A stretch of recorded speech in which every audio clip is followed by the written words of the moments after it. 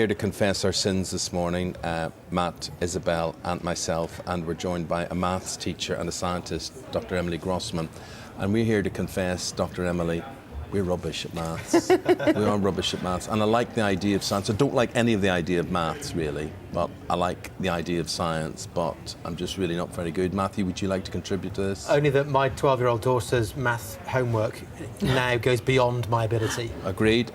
Same. I'm in there, mate. Can't help. My 9-year-old son's on the cusp, to be honest, with my ability, but I'm just about hanging on in there. Gotcha. And Isabel? I gave up maths and science at the first available opportunity, so when I got to A-level, it was all arts and humanities for me. Well, you got that I got A's, but only just You got through study. A's? Yeah, but only through being a real geek, not through Right. natural ability. She used the word, we didn't. Math, science, geek. Do they go together, or is this just sort of negative imagery?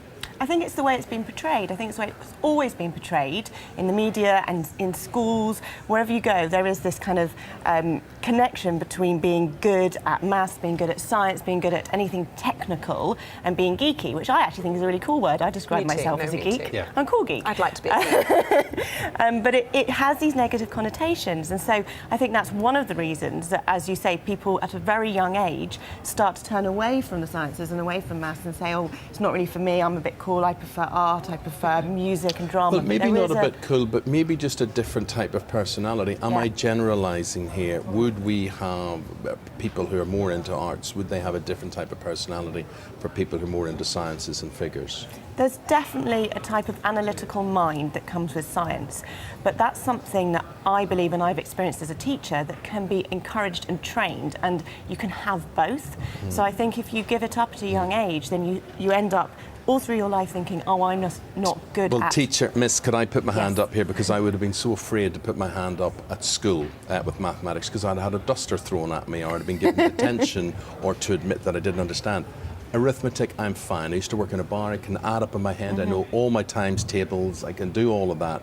Then it got to about second year in grammar school, lost me, completely lost me, never got back into it again. Is it the way it's taught? I think it's the way it's taught. I think it's often taught in a very dry way, traditionally, in a way that isn't relevant to everyday life. You mentioned working in a bar, adding up, doing things like that.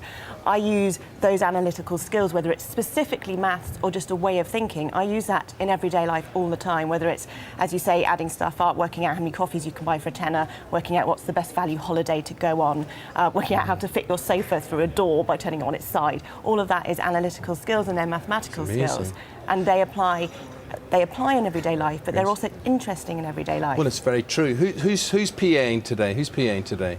Jude, it's Jude. Hey, Jude. Good title for a song.